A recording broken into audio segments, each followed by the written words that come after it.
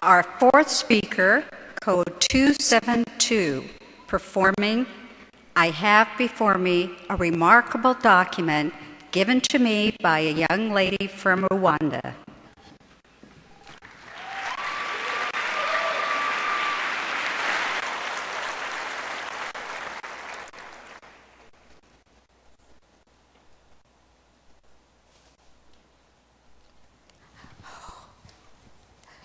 Kudmen sa tensong bil dabe Afrika sufen tenglada mortes nemoga nezoya tengla yora tenkanemor zer tusir. Once upon a time, in the heart of Africa, there was a beautiful country of trees and mountains and lakes, which we called the country of 1,000 hills. My book, written in Kenya, Rwanda, that is the language we speak in Rwanda. It is a history of my country and what happened there in 1994 of the genocide against the Tutsi. I was there.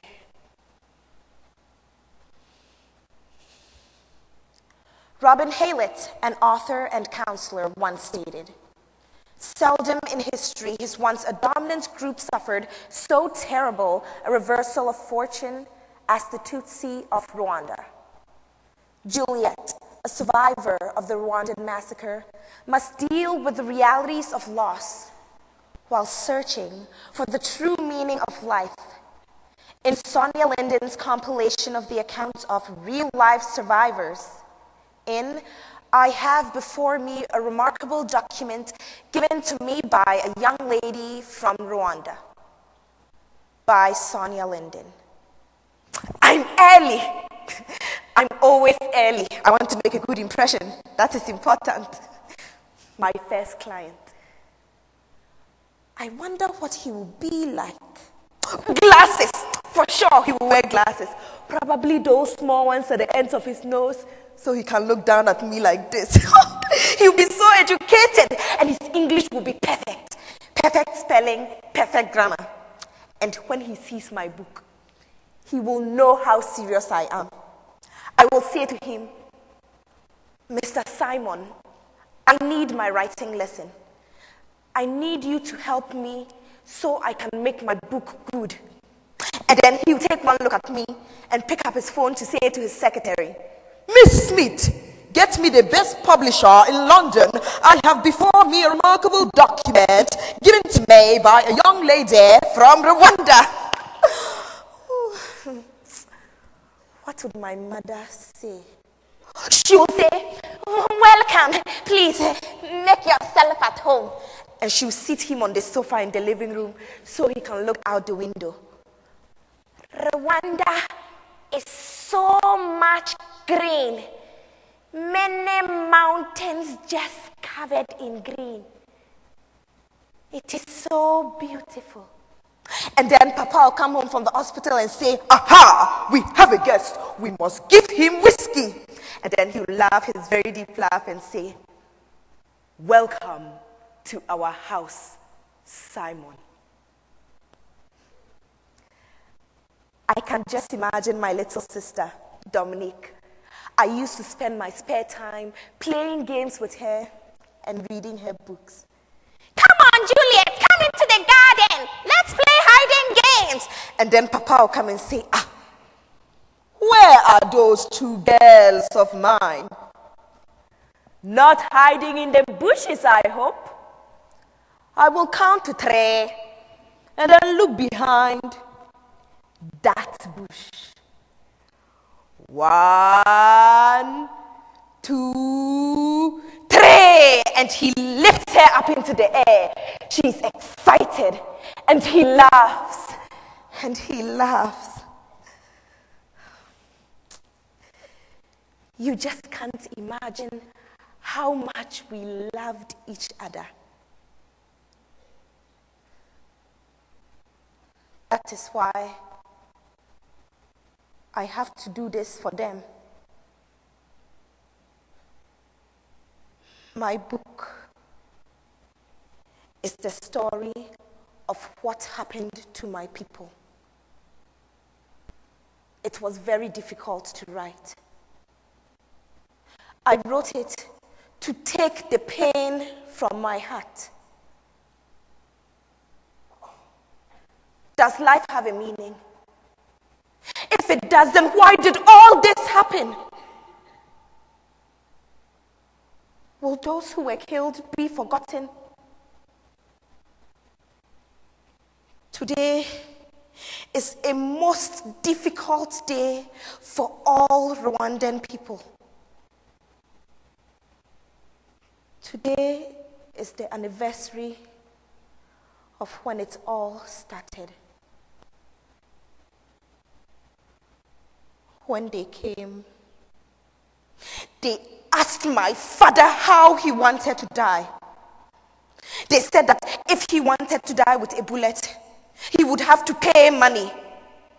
Otherwise, they would cut off his hands, and then his arms, and then his legs. Take off everything slowly.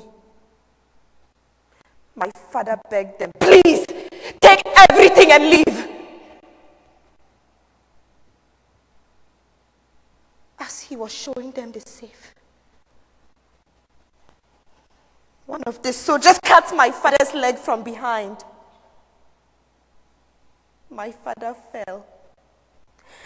As he was screaming, they cut his throat and sprayed him with bullets.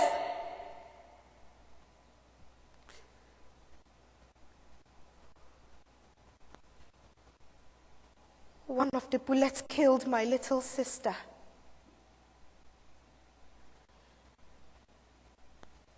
They took my mother and I to a different place and lined us up by the side of a big pit with about 40 other women. And they began to shoot us one by one. By one.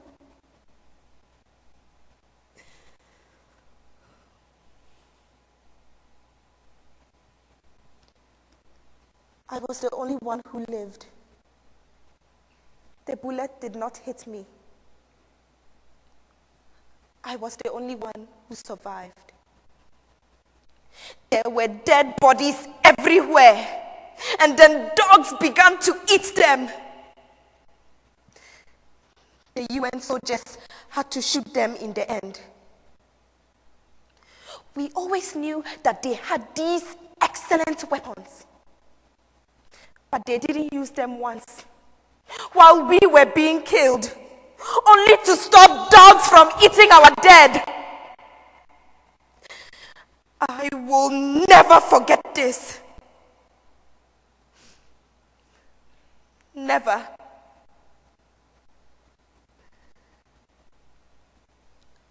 I wrote my book for all the people in the world who feel hopeless, who feel like they have nothing to live for. When I finished my book, two things happened. The headaches and nightmares that I had for 5 years finally stopped. And I found the answer to the question, does life have a meaning? So, when my book is published, I ask that you read it so that all those who were killed will never be forgotten. I wrote my book as a dedication to my mama, my papa, and my darling baby sister, Kudmensa, Tensongbil Dabe Africa Sufin, Tenglada Mortes, Nemoga, Nezoya.